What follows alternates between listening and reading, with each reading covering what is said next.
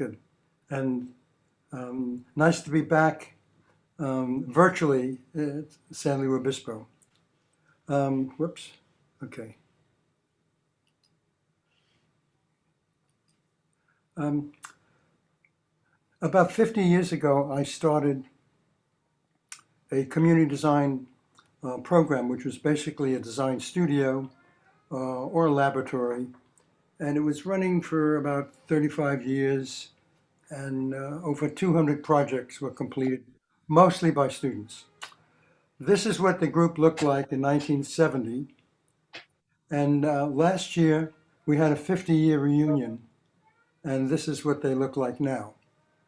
Um, the hair is still there, it's just turned white. Um, one of the interesting things about um, the work that we were doing, um, we started with a small town. It became very successful. We got lots of requests from around the state to do projects, and we had to give ourselves a name. And this is, I had just come to North Carolina from Berkeley, so I was not really kind of connected to the South that well. So we talked about some of my earlier work in Berkeley in community design, and the student said, "Oh no, we can't use the word design because nobody knows what that means." And I said, "Well, a lot of the things that we're doing is basically planning." And they said, "Oh no, you can't even use that word because that means social controls, and people here don't like that." So I decided to talk about community development because basically that's what we're doing. And community development is really, it has been, is a key word in the university. The social sciences, political science, everybody's talking about community development. And so consequently, when I named the group Community Development Group, everybody in the university was able to connect. They said, "Oh, is this what designers do?" Well, not really, but this is what I do, and I'm a designer. Now, over the years, these are the words that have been used: action planning, advocacy planning, community design, participation. And I somehow have to change the titles of what I do because, every 10 years, these words collect baggage. So participatory design, participatory planning was okay for a certain period of time, and then it was too politically motivated, and the university doesn't like to get involved in those issues. Action planning is a concept that's used predominantly in England. Community design I've used a lot in Japan, and there's a whole group of young people all over Japan who are interested in working in community projects and call themselves community designers, but they're not professionally trained architects, planners, or whatever. They're just interested in community design. Recently, there's more discussion about engagement, service learning, and the most recent is public interest design. Now, initially, when we talked about participation, we were talking about action, we were talking about change, and increasingly, as communities begin to absorb the whole idea of participation being a good thing, they tend to refer to it as civic engagement or public interest, which is a kind of a form of tokenism. And the classic way in which it's played out in cities is public hearings, which is their answer to participation. But over the years, I felt different concepts were appropriate. In the last 10 years, I wrote a book called Democratic Design because about 10 years ago, everybody was talking about democracy. And I thought, well, this is a way of keying in design and planning. And in a recent book, I did kind of devote a chapter to political theory and the difference between representative design or representative participation, which is really typical of what we do in this country. We elect somebody, appoint somebody to represent our viewpoint, which is very different than participatory design or planning, where people are actually people who are affected by design decisions, the planning decisions, are involved in the process of making those decisions. So there is an interesting distinction from a point of view of democracy of well, why participation is more relevant in the concept of democratic design. Um, what I would like to show you basically are the strategies and the techniques that I use in a wide range of projects. These are strategies that I've taught the students, and these are strategies that I use myself as I do projects in different parts of the world. Whoops, I have a lively mouse. Okay, that's good. The strategy or tools I call design games. Now, design games are basically a simulation of a real world event. But if I started referring to these as simulations, nobody would really understand it. And if you have to define what it is that you do, it's kind of a classic elitism approach. And I think recently planners have been notorious about this in referring to the charrette process. As a matter of fact, Institute of Planning produced a book which describes how to do a charrette process. A lot of people talk about having done a charrette without really understanding what it means. And I think if you have to define it, it's a terrible mistake. So I use the word games because games imply fun, and inherent in games are strategies. The original version was published in 1975. The Spanish version I did last year. Japanese version is in its third printing, and the Korean version. So it has been used in different parts of the world in different ways. I'm going to show you one project that students have done, and what I've been doing in the last several decades is going back to projects that I've done 30, 20 years ago to see what happened as a result. Especially if you're involved in planning, it takes sometimes a decade before anything is realized. And one thing that was particularly important for me is to see how effective the techniques were. After I'm gone, what happens in these communities? What did they do? This is a project, Selma, North Carolina, not to be confused with Selma, Alabama. It's a small town, about 30 minutes away, that had about a 60% vacancy rate in the town. Town was dying, like most towns at that time in the United States, for any number of different reasons. We actually produced a newspaper which was a summary of all the work that we've done. Now, what's particularly interesting of the town, after the Second War, all the factories producing weapons and wartime products began to convert towards building materials, building products. And the most common was the canopy, as well as panels, porcelain panels. And the view after the Second War was that, let's look ahead, not let's look back. So looking ahead meant that many small towns would cover up the old facades with porcelain enamel. And somehow these salesmen that were traveling around the United States, convincing local shopkeepers to buy these metal awnings to protect people from the rain. But also it created, dark, dim, really unattractive storefronts. And most of the small towns somehow invited shopping centers to be built, and consequently the shopping centers killed the downtown. Now, one of the things that was really apparent in any kind of small town development is that they can't compete with the shopping malls. So towns have to develop a kind of special kind of identity. And typically, the we try to do two things. One is, I guess more recently it's been referred to as asset-based community development, ABCD, to look at the positive features and not start with a negative look at the town.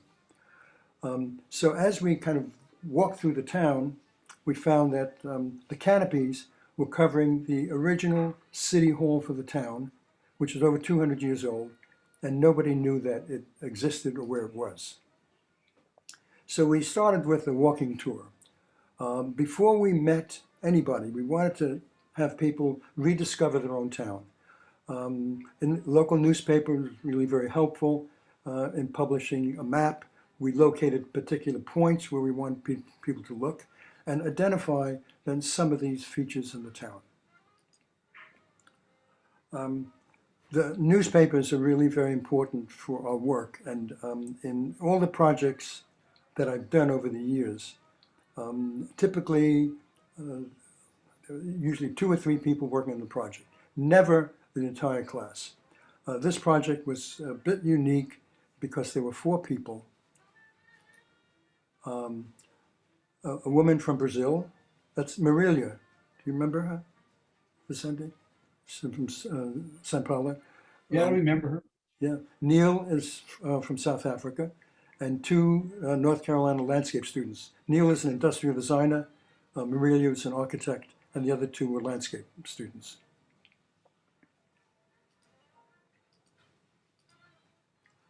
One of the first interesting events that was occurring was that the railroad was opening in the town.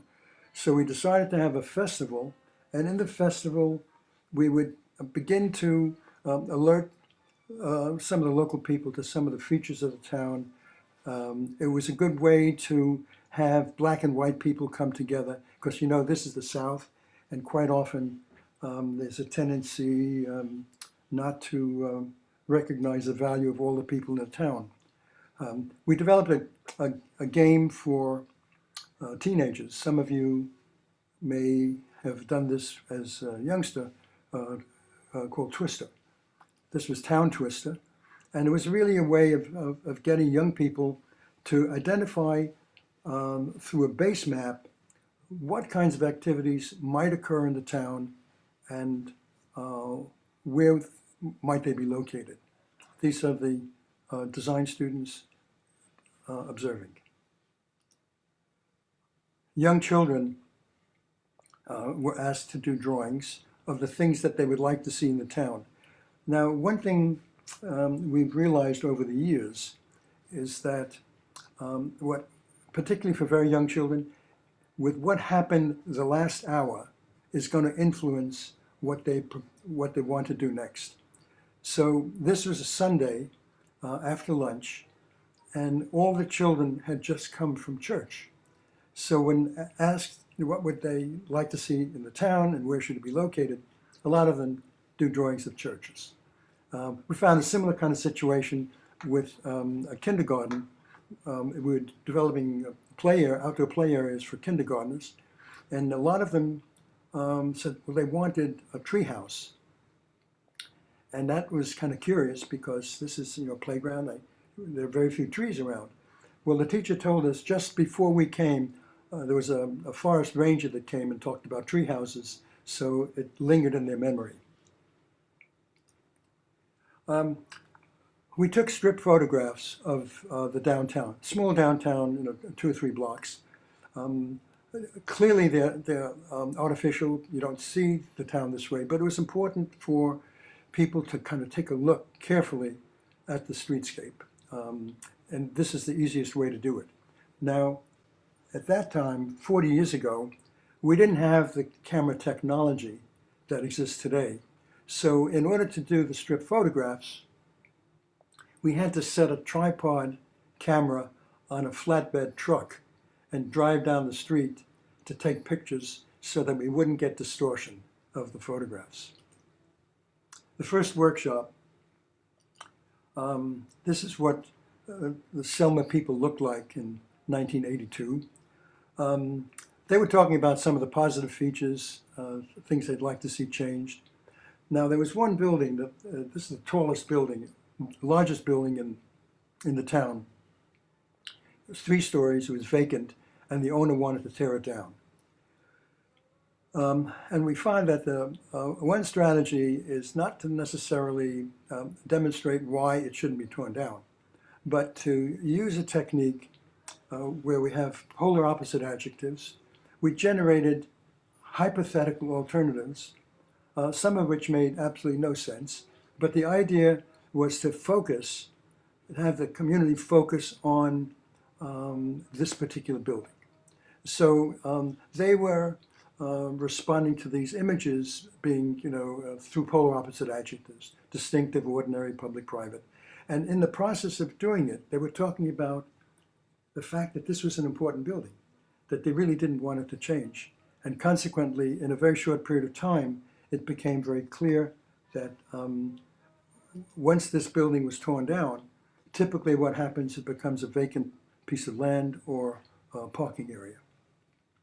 So one of the issues that was of concern to most of the folks was the canopies, certainly the porcelain enamel that was covering some of the buildings. And typically what was going on, and this was happening throughout the United States, is when we celebrated our 200th anniversary, 1975, people began to look back at some of the small towns, look back at some of the older buildings, and they couldn't find them because they were all covered with aluminum. So there was a period where old buildings were being, porcelain enamel was being peeled off these old buildings. So we did a set of drawings showing how the city could partner with local merchants in providing a frame, and local merchants can extend a canopy to their own shops if they wanted. The idea was to look at an alternative,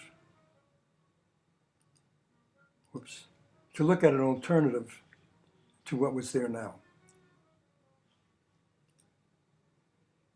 And this was part of the final product that was given to the town. This is what that building looks like now. It wasn't torn down. Flat roofs sometimes have a problem, so they put this kind of pretty awful canopy on top of it. At any rate, this is the town today. All the metal panels were peeled away, but perhaps the most important thing was for the town to establish an identity. And in one of the sessions, several of the community people indicated that they sell antiques from the home. And so everybody suggested, well, why don't we create an antique center? And everybody said, well, why not? And so the idea was to use the vacant buildings, make them for sale. Some of the people who already were making antiques would buy portions of the building. This one is interesting because there are 3 buildings, and the owner tore down the interiors of the building, so it's one big building selling antiques, and the facade was maintained. Now, what's happened over the past 40 years, this town has become one of the most significant antique centers on the East Coast. When buses go from New York to Florida or Washington to Florida, they typically will stop off for an hour or hour and a half in Selma so people could buy antiques. And the antique dealers are very clever because they have very, very small things, ashtrays and little cups and saucers, because they know that when people are traveling on a bus, they have insufficient space for buying big things. So there are a lot of these small kind of things that people can fit in their suitcases. This is the old original City Hall building that you can see now. So the town has been very financially successful. There are boutique shops, restaurants, 0 vacancy rates, and This picture was taken about 5 years ago and was part of an exhibition in Chicago. But it's one example of how local people establishing some kind of identity that's relative to who they are can help to revitalize the town. There are dozens of other examples, but I thought this was interesting because it was one of the early ones and most successful. Yeah, a team from Germany came down to photograph it. There have been several tour groups from Japan, from Germany, from Italy, coming to look at some of the community projects that I've done within a 2-hour radius.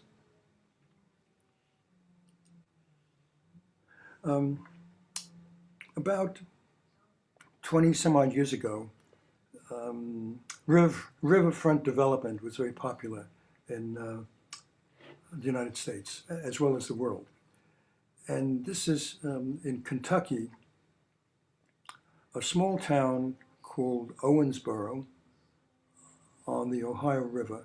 Owensboro is a very unique town because the majority of the people that live there were born there.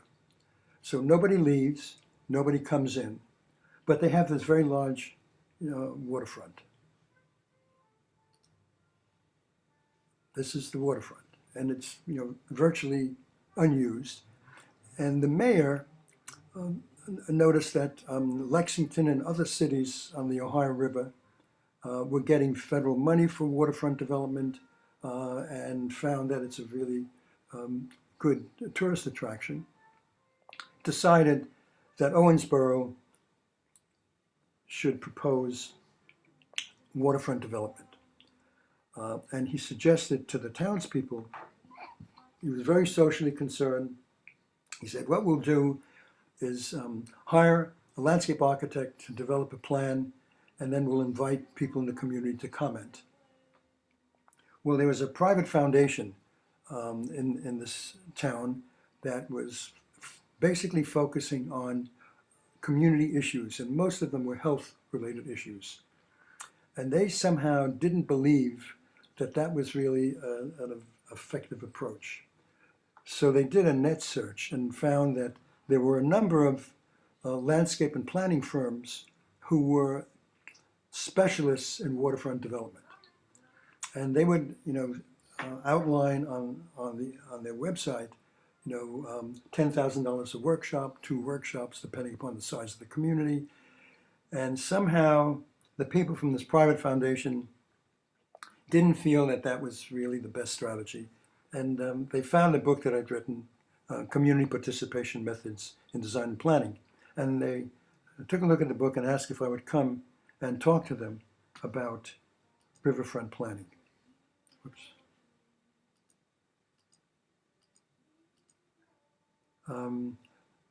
This is the street behind the riverfront. So this is only an interesting example. While most small towns were covering the facade of old buildings, nobody ever came to this town, so there's really no need to cover anything. So this is the waterfront. So the first strategy was this is a town maybe less than 100,000 people. Everybody has to get involved. Clearly there has to be not only a public-private partnership, but local people have to be motivated to participate and to identify what kinds of activities they thought were important. The first step, I met with school teachers. There was a high school, a couple of public schools, and I think community college.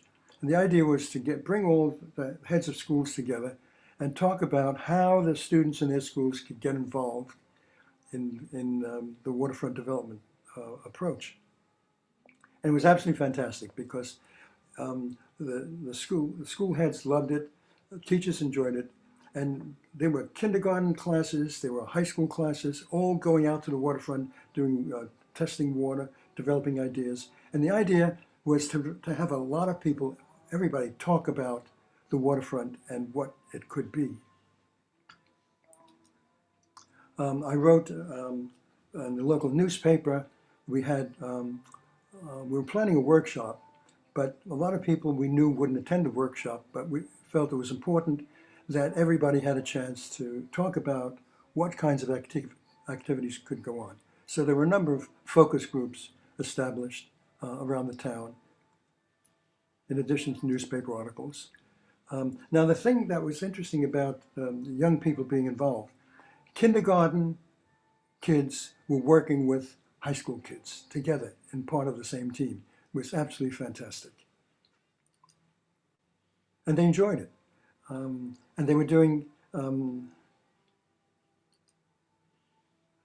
they did a project of the waterfront development in this kind of 2-3-dimensional model. And this was done by some of the older kids as well as some of the younger kids. And then when we did one big workshop, and this students' work was displayed. Now the workshop was interesting. 125 people attended. A couple of state legislators, retired mayor, present mayors, old people, young people, and it was set up in such a way that the groups would be probably 5 people, so everybody had an equal chance to participate. Everybody was asked to do a walking tour, but we didn't have time. This was like a 2.5-hour session, so I did a slideshow, video show, so that everybody could recall the character of the waterfront. So we had people of all ages, and most were really kind of the shakers and movers of the town, movers and shakers. And so the strategy was, as a result of the focus groups articles, we got a lot of information, and what we identified were a whole series of objectives that came out of the discussions of focus groups. And these are not necessarily unusual or different, but these activities, objectives were identified by local people. And the idea was that these groups would come together and then identify 3 objectives that they thought were most important and which activities would correspond to those objectives. And the riverfront was subdivided into 3 very distinct areas. Somehow, it's not working. Okay. So area 1. So for example, when all the groups identified the most important objectives, we found that the 3 most important for this area was attract people and investment, create a visually pleasing order to the riverfront, and develop an arts entertainment district. And the activities were arts and crafts, retail, restaurant, park, riverwalk.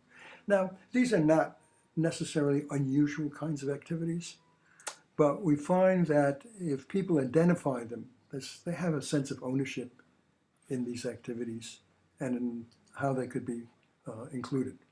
So there were people of all ages, people who knew the town very well.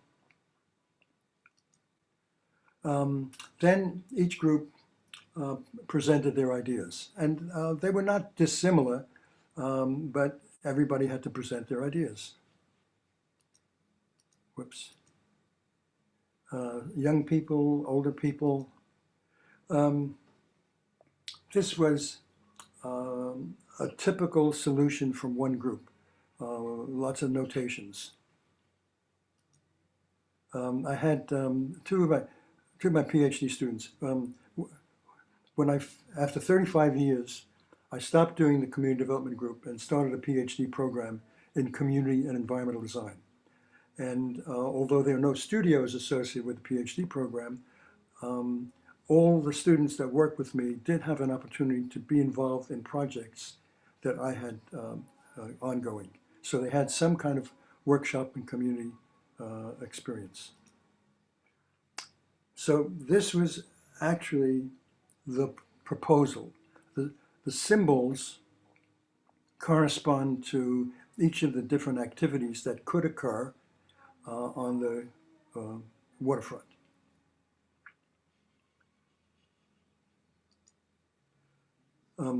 This is an art center where we had the initial workshop, and this is the riverfront. After the workshop, and several years after, we began to see a lot of activity going on. Now, the recent pictures I did, these were kind of Google shots. Oops.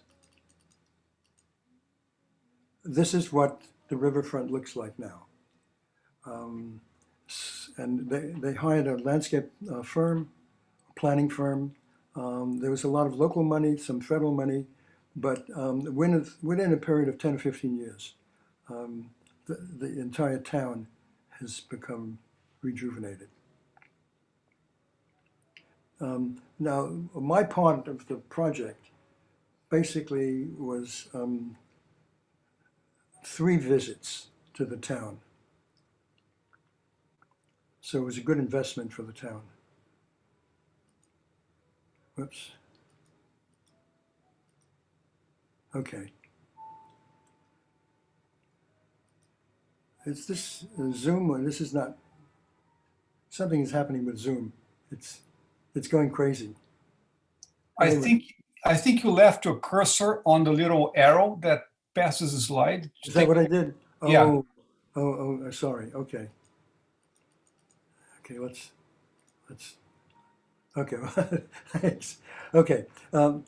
Design Games was translated into Japanese, and it's become very successful. And one of the reasons is because Japanese people like to play games. It's part of the culture.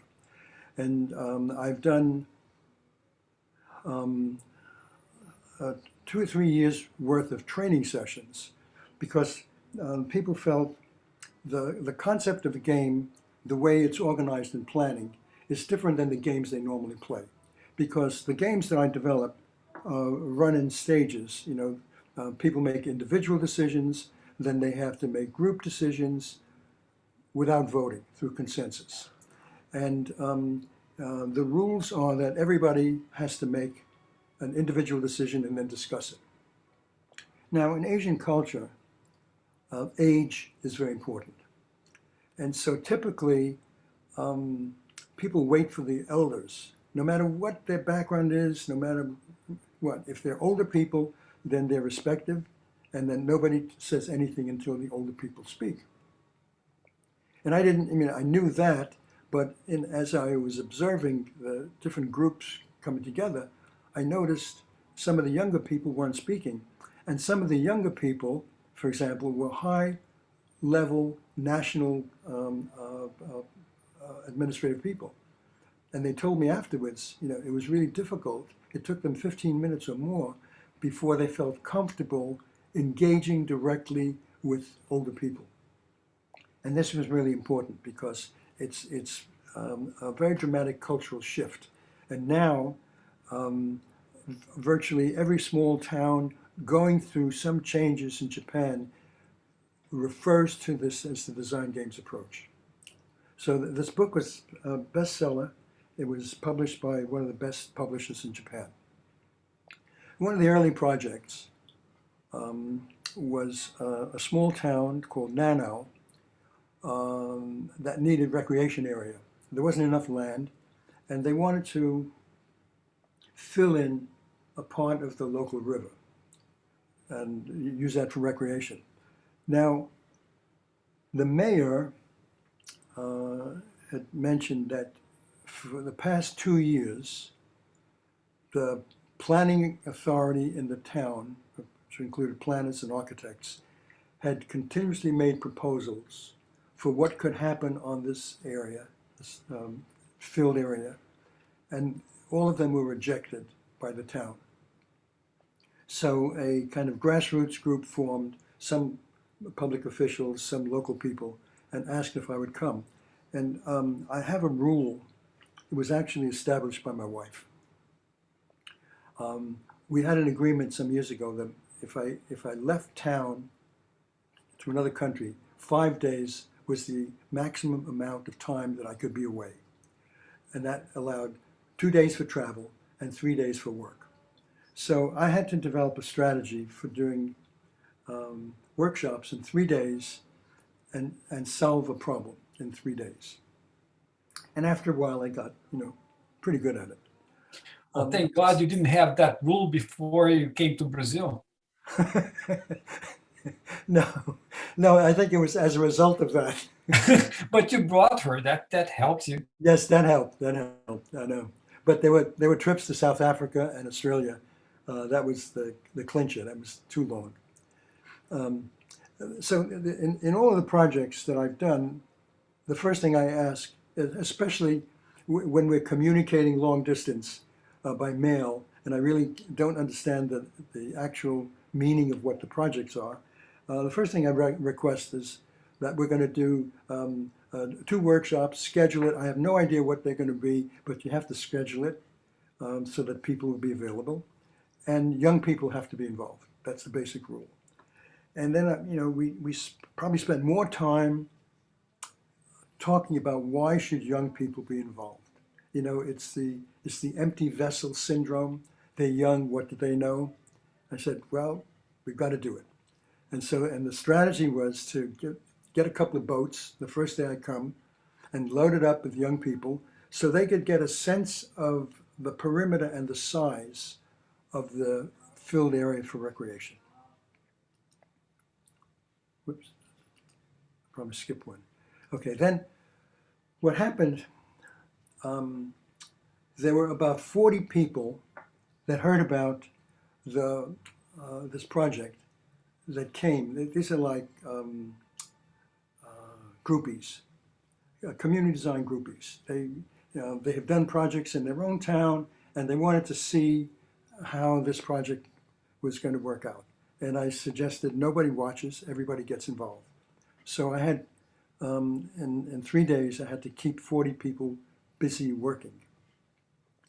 So there were 2 sets of strategies. One is to generate the whole range of possible goals for a recreation area, the range of different activities that might occur, and the size of these activities based on the size of the population.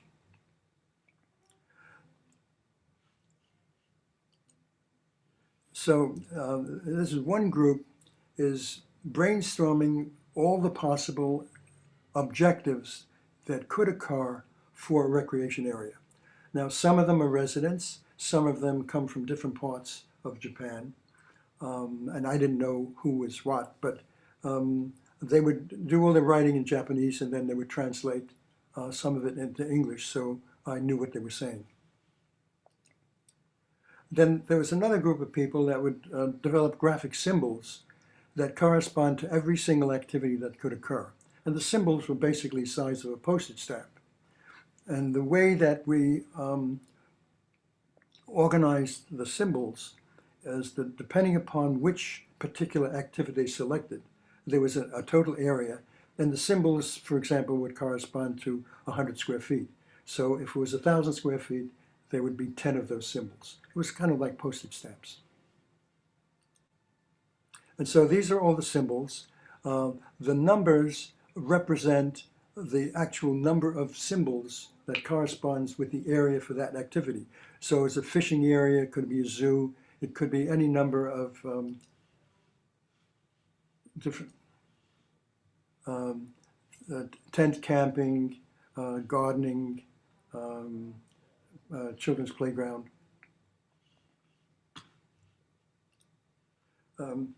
We developed a base map for the perimeter, the infill area. This is the preparation time. And then I spoke specifically to the young people to explain in detail what their responsibility was going to be and how they were going to work and how much time it was going to take. And we did a workshop. It was a Sunday morning in a shopping center, which was adjacent to the site of the infill. I think there were about 80 80 some odd people. It was Sunday morning that we couldn't do anything like that in the United States because Sunday is kind of a sacred day in many small towns.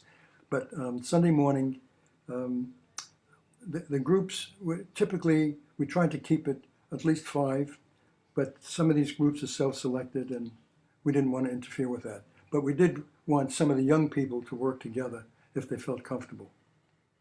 So they had to go through, each group had to go through identifying the objectives, the activities, and then to locate the activities on the base map.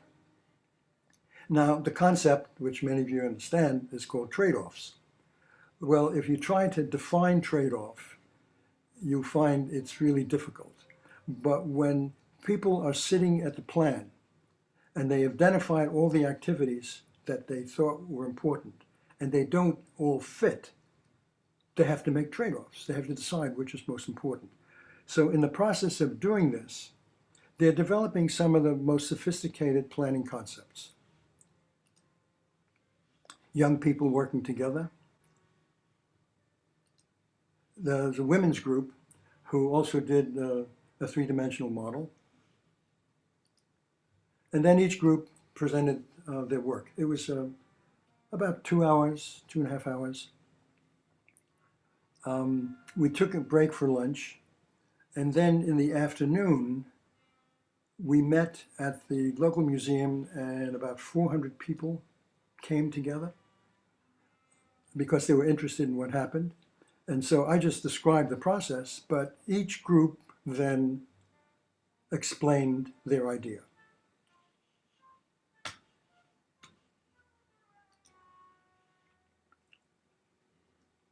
Now, one thing that was particularly interesting, there was a group of young boys, maybe 11 or 12-year-olds, and as they were describing their concept, they said, well, this green area is where our fathers could sit and drink beer.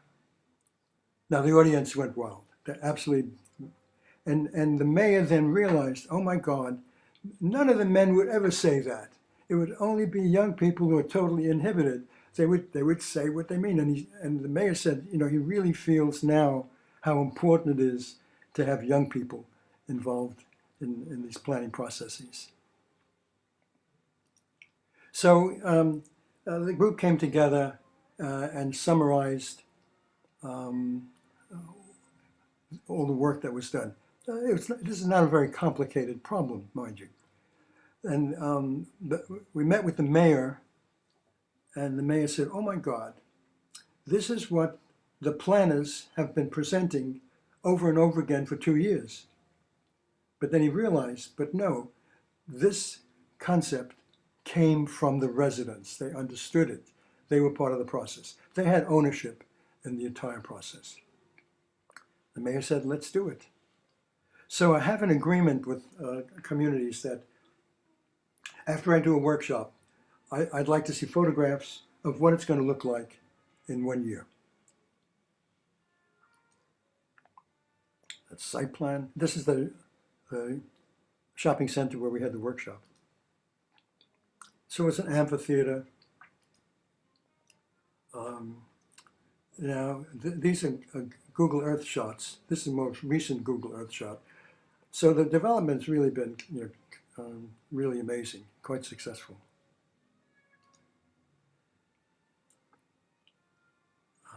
I think we already, sorry, did this already.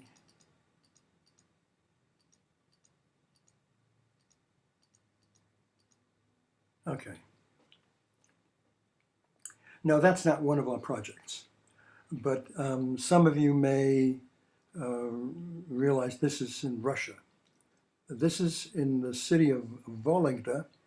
Vologda was where Ivan the Terrible came from, and several hundred years ago, it was supposed to be the capital of Russia. But I think because Ivan was so terrible, they decided to have the capital in Moscow. But nonetheless, the mayor of Vologda, and mayors in European countries are very powerful, not like in the United States. The mayor in this city in Russia is empowered for 7 years. The mayor was fantastic. You know, he introduced me in Russian, didn't speak English. He read virtually half of what I've written, and he talked about participation as if, you know, he really understood it and was actively involved in it. He established in 2 years um, 2 social planning events. And the idea was to have all of the government people, and virtually in Russia, most everybody works for the government, all the government people involved, high-level government people involved in planning, to come together and listen to me and to young people that I'm mentoring in how it works. How do you involve people? Um, Volunteerism was like the spirit of Russia several years ago, but people interpreted that as kind of cleaning up their own, you know, area. And this is really um, much broader in scope. So I spoke in 2 years about social planning and did workshops with fairly high-level administrators in Russia, and talked about the techniques that could be used. Now, during this time, the people who were actually responsible for alerting the mayor to my existence were 2 young people, a young woman architect and her husband, a management scientist. And she was about 27, 28, and very, very active. She read everything I'd written and was a very strong advocate of participatory design.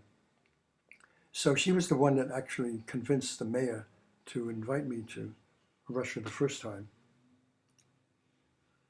And she was responsible for translating democratic design. This is the Russian version. Whoops. Well, there was a book signing the second year, and about 150 people came from all over Russia, which was kind of interesting. This is Nadia, and she's presenting my work and how this is what needs to happen in Russia. And she was going around to government groups as well as universities. Now, interestingly enough, the education and architectural education in Russia is controlled by kind of national government organization. I think there are about 75 schools of architecture in Russia. And they identified 7 books that they felt all the academics and students should read. And the book that I wrote called Democratic Design is one of them. So what's happening now in Russia, this is Nadia, who just won this Young Leaders Award. She's 30 years old. Now, these are workshops going on in Russia. Now, if I didn't tell you that was Russia, you wouldn't believe it. Because the excitement level is absolutely phenomenal, because nobody has ever asked them. Nobody has ever asked local people to actually participate in something larger than their own backyard. So there are workshops going on all over Russia, particularly in this area of Vologda and Tatarstan. And whoops, so I keep. So one of the interesting areas that they're working on, there are large housing blocks, high-rise housing blocks all over Russia. And the area around the housing blocks is empty, parking lots, vacant lots. And somehow nobody thought about outdoor development, outdoor recreation, in spite of the weather. And so the focus, Nadia's focus, has been working with leaders of different districts in organizing community members. And these are people who rent, don't own. Ownership doesn't really exist to a great extent. To begin to talk about planning the outdoor areas. And there are a number of them that have been planned. Many of them have been executed. And this is one example, a high-rise housing block, and the area outside planned in cooperation with the local residents. And this is kind of unusual because in many countries, renters don't feel that sense of ownership. But in Russia and similar countries, people don't own. And they live in the same rented apartment for their entire life. So there's a stronger commitment, a stronger sense of ownership in the area around them. Just before the pandemic, I did a workshop in Kuwait, sponsored by the Society of Engineers. They're the only ones that have money. Architects couldn't afford to invite me, but the engineers have a lot of money. And the engineers were saying, we heard a lot about participation. What does it really mean? So they asked me to come and do 3 sessions because they didn't want more than 25 people to come together at one time. Do 3 sessions where the participants could actually understand how the concept of games actually works. Whoops.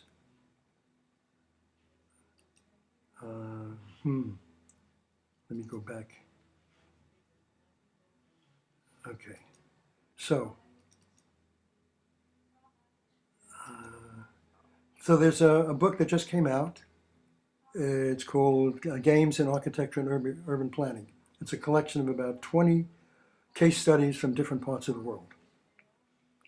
Now, what's even more interesting, I found IKEA in their main catalog uses the phrase democratic design. Design for people. So I think, being co-opted is not a bad thing if it's IKEA that's doing it. Thank you very much.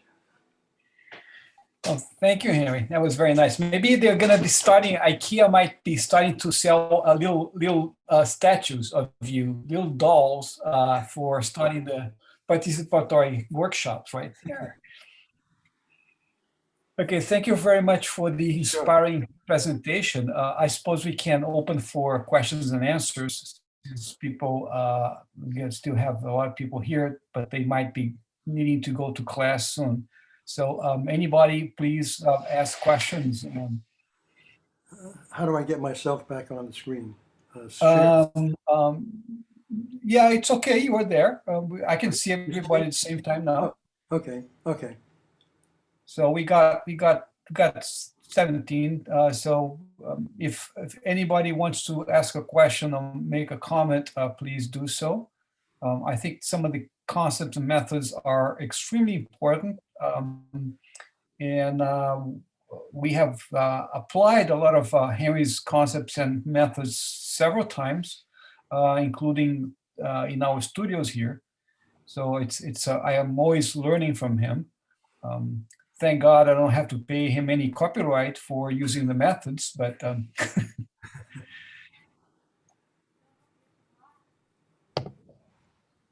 Yeah, I had a question. Obviously when you had more recognition, you were invited to these various places that have projects. But when you had first started out, how did you really start up with these projects? Would you just go to cities or you know what I mean? Like, how would you start off projects? You would pretty much do some outreach. I'm sorry. if you have a question, would you mind turning the cameras on? If you can, that'll help the speaker. Yeah, maybe I can read lips. Could you say that once again? I didn't get. Oh yes. So when you first started doing community projects, Yes. How did you essentially get those projects? I know like in Okay. future you were just invited to these places. Yeah, there are two. One, as an academic, for 35 years I ran this program, and we did newsletters. Now, one thing that's interesting, in the United States, there's one university in every state that's described as a land-grant university. And originally it's agriculture and engineering. And the agricultural component would have what's called extension agents, people who go out into the community, talk to farmers and growers, find out what the problems are, and then come back to the university, and that's where the university does the research. So using that concept, I started doing training programs for extension agents because they were comfortable in working with farmers, but most of the agricultural problems were already solved. And the biggest problems in throughout the country was in housing and housing legislation. So I was running training programs in housing and community development for extension agents. Consequently, extension agents would then bring projects to me. And it got to the point where I could only take on about 4 projects a term, and maybe 5, because the teams would be at least 2 or 3 people. So this was going on for about 35 years, and so over 200 projects. But we never went out to start a project. It was always being invited. The same thing was true of my professional work, either through contacts in other countries or people reading my work. I was always invited.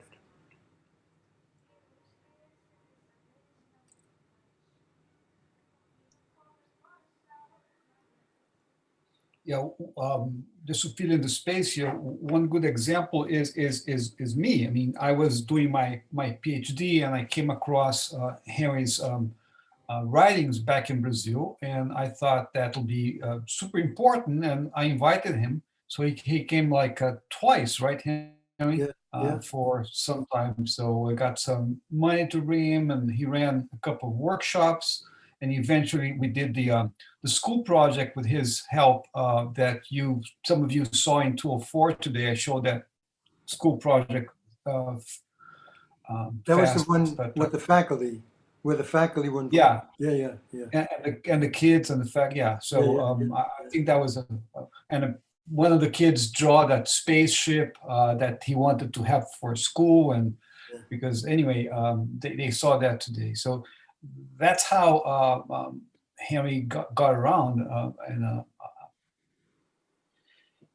and I guess like me, he got other invitations as well. So I had a question. Sure. Thank you very much for that. That was really very, very interesting. And it's great to see you because I feel as if I've learned and heard about, apart from reading your books, sort of understood your methodology with working with Vicente and Umut Toker, who also, Oh yeah, of course, of course. yeah. So this program's really very good for an architect planner because we do a lot of studio-based work and a lot of design-oriented work. And so it was really gratifying to see you following up and showing us what can happen. Do you have any suggestions for us? Because we've done a slew of projects, and in the American context, the design is sort of out there, and then there's this huge process of local deliberation. And I'm on the planning commission, I chair the planning commission, and everything is chewed over. It's oftentimes hard to prevail with the design ideas. And I wondered if you had any thoughts, because I'm sure you've encountered that uh, Sure, sure, in other sure. places. Well, I think basically you've got to start small. People have to learn how to listen, how to participate effectively, and realize that it's going to take longer Mhm. than the normal process. But the probability is that you will achieve greater success. The difficulty we're having now in the city that I live in, the city council and the mayor wants to do things quickly, and it takes too much time if you involve people. All right, so it takes more time. Maybe you shouldn't be doing it so quickly. So I think this country is overrun with greed. There's money involved. They don't want to lose the money. The developers want to make money. And so things have to be done quickly. Mhm. That's a big problem. I developed a system for the city called, it was originally called Community Action councils. And each part of the city was identified as a community action, a geographic area. And each one of those geographic areas would identify a leader, and those leaders then would become part of the council, city council. Well, that was a bit too radical, and the mayor said, well, let's keep the CAC concept, Community Advisory Committee. And so the whole city was subdivided into these advisory groups, which are very popular, have worked very effectively. And now we have a mayor who works for a developer, and the developer wants to get things done quickly. So she disbanded the CACs after they've been in action for 40 years. So I think this is a real problem. That the concern is, once you involve people and you're serious about it, it's going to take more time. And I've been talking to friends in Canada, for example, where they're working in neighborhoods where there are people living with different languages and they don't understand each other's language. But whatever is being done is going to have an impact on all of them. So it's going to take even more time. And I think this is really the issue. It's a question of time. It's a trade-off. If you want to get people involved in the community, then you have to listen to them, and it's going to take longer. So you can't speed up that process. Yeah. And then what we find is it does take longer. Yeah. And then it goes through it goes through architecture review, it goes through environment, the EPA, environment, the Coastal Zone Commission, and then Planning Commission. By the time it gets to City Council, a lot of the design issues get sort of softened and diminished because there are the things that people sort of bring to it. Yes. And it's very hard to hang on to the design qualities at the end of it all. Totally, I agree. In Japan, I've done a couple of things. I did this in Japan and New Zealand. In Japan, every time there's a project, there are a whole series of different people that have to review it, and they put a rubber stamp on it. Right. And I counted the number of rubber stamps for a particular project, and I said there were about 75. So I said, look, let's get all these 75 people together at one time. Why do we have to, stretch it out over months and months and months, which is actually what does happen. They said, fantastic. I did this in New Zealand also in a project. We identified all the people that would have to be involved and bringing them together right at the beginning. So there's a little bit of an organizational skill that's necessary to do that. But when you do that, it saves an awful lot of time, and people begin to understand a lot better what the implications are. So that's probably the most effective strategy if you can do that. Right. That's a very good idea. Yeah. But there is one more thing. Yeah, I don't want to monopolize it if That's someone fine. It's okay. wants to ask a question. But have you had to, do you have any strategies for dealing with different competing constituencies? Just a recent example during my time on Planning Commission is the bicycle constituency, which is citywide, and they're very interested in legitimately so, having a good bike system going through the city. And then there are people who live on the streets that are being narrowed and which are being taken for bike lanes as opposed to, the cars they used to park there, or it's clogging up their major thoroughfare for egress, ingress, and exit. And you sort of have these battling groups, and everybody's feelings get hurt in the end, no matter what decision City Council makes. Well, I think the problem is really the way in which those discussions are organized. I understand the bicycle thing very well. And somehow there needs to be workshops done where people with these different values, different foci, come together and in small groups. The biggest problem is when there are large groups, it's hard to organize, hard to control. It's usually the most outspoken people. And so in all of my work, I always have small groups. And I describe it as it's a diffusion of aggression. In a small group, a mayor or a minister can have an impact on 4 or 5 people, but not on the entire group. And I found that's probably the most effective strategy. And you have to change the whole structure, because the way city councils work, it's usually like a public hearing. A whole bunch of people come together and screaming at each other. That's primitive, very primitive. There's a whole literature on small groups. There's a journal called Journal of Small Groups. And I found it extremely effective. No matter how large the big group is, you can break it up into small groups, and everybody will argue that we're all different. You know, every group is different, and then when we look at the results, they're all very similar. But it's really an issue where people can come together in a small group and discuss the issues rationally and reach a decision without voting. Without voting. Yeah, because voting, when you vote, there are winners and losers, right? Yeah. So again, maybe it takes more time, but it also requires, I mean, I get hired to do these kinds of things. Not too many years ago,